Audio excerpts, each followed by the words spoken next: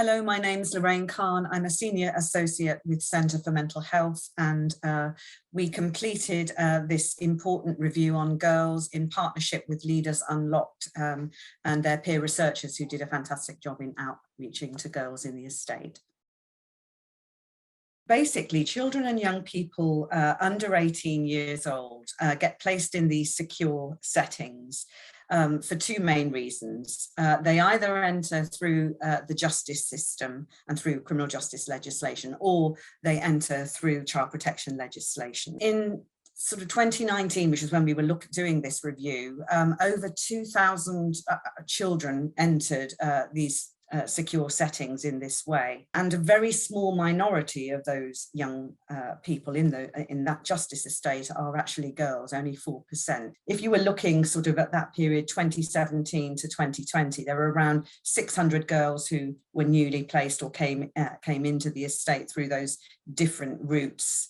372, so nearly 400, were actually placed during that period on a welfare placement, which is that child protection legislation route, and 152 were in a secure training centre through the justice route, and then the final 100 were in a secure children's home. It's worth highlighting a very important point really that came out in the data analysis that we did, that girls from racialised communities are significantly overrepresented in those settings, particularly in those justice placements where they represent 38% of girls in those settings.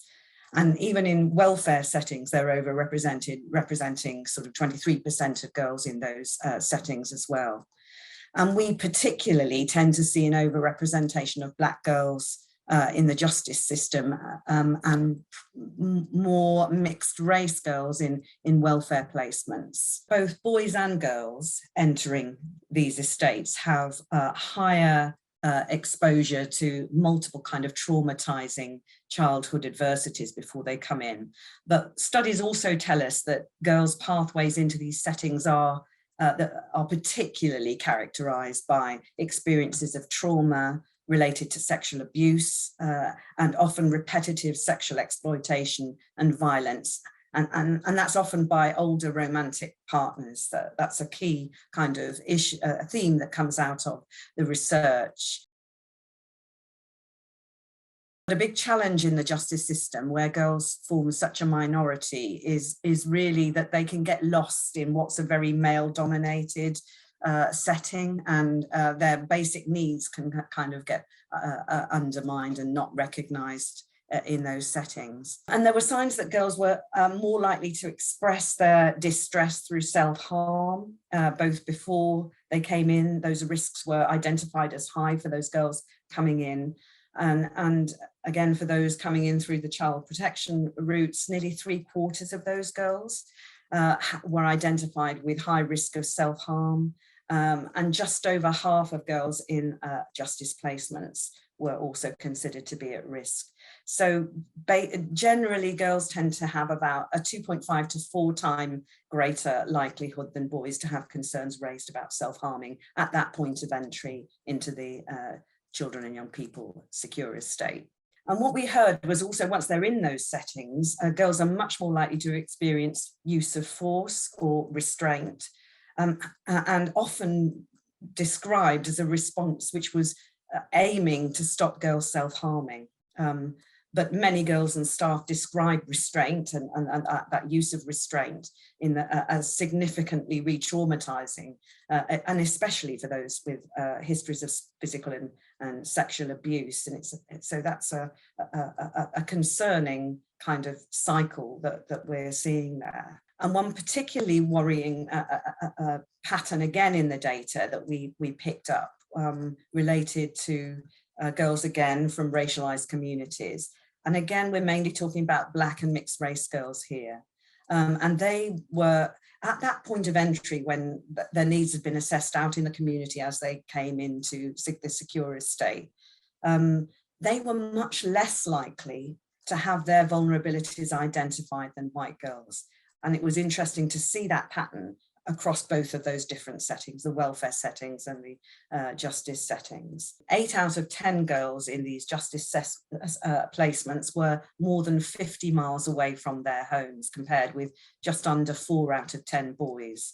And this is really important as well, because it really negatively affects girls' ability to maintain those sort of critical family relationships, but also undermines the quality of their continued relationship with any support workers or services that they have before they come in and after.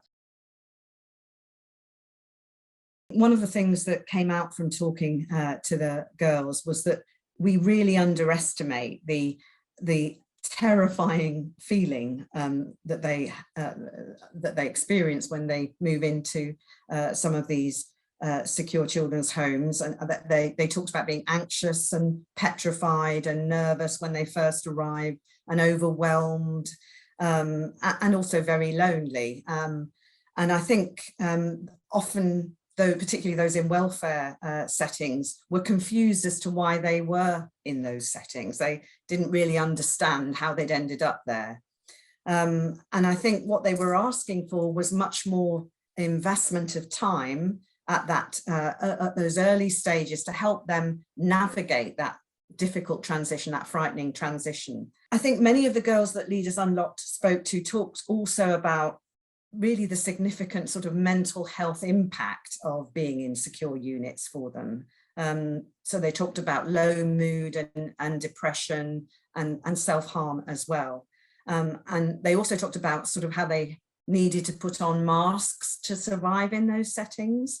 And I think they were also really concerned about experiencing restraint, some of them, which they felt made them feel even angrier as a person, with a greater risk of sort of explosive outbursts as a result of that. And that's interesting, because I think in the research as well, that's a theme that comes out, that there's an association between being restrained and the likelihood of angry and explosive responses increasing. They talked about the real importance of having strong relationships with staff and of feeling safe in secure units. And it's very sad that actually they need to go into a secure unit in order to feel safe. But some did feel much safer in these settings than they had felt in the community. And that's usually because of that risk of sexual exploitation and the ongoing abuse that they'd experienced. But others talked about their not feeling safe in what was often felt like an unpredictable environment. And a few were angry about the fact that they were locked up to keep them safe.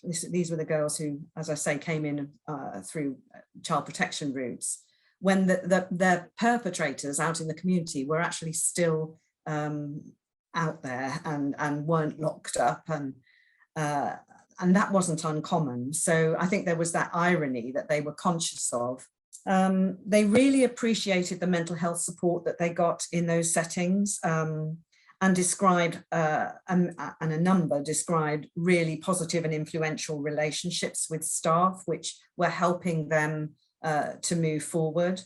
But others described much more variability. So it was a very hit and miss experience in some instances, in terms of the quality of relationships that they had. Overall, they wanted safe, homely kind of relationship-driven and trauma-responsive environments, something that really helped build on their strengths and help them develop skills and hopefulness, ambitions, and their goals and confidence. But another important thing that they wanted was to be prepared for independent living, and to be able to test out their coping skills in the real world, because when they're in these settings, all that risk is taken away from them to a large extent. And yet they face a cliff edge often when they move back into the community. They've not had an opportunity to sort of test out some of the things that they've learned, to see how it works and to be able to come back and reflect on that. they really wanted more input to support their emotional needs. That was a theme that really came out from a number of the girls. We need to get better at tracking these, important unconscious biases that are potentially leading to young Black girls' vulnerabilities and needs being overlooked from a really young age. I mean, this can happen from the age of 5. So the research in the US is highlighting, and it's leading to preventable harm because we're not aware, we're not recognizing when we're under identifying vulnerability and need, and the need for protection in girls from racialized communities, and particularly Black girls. It needs long-term tracking and long-term awareness raising, and also action, robust compensatory action, really, to prevent this from happening. So I suppose the overall message is that, the Out of Sight report calls for earlier intervention to support girls who faced trauma and adversity particularly, and for more of that sort of wraparound and gender responsive, community-based alternatives to placing girls in secure settings.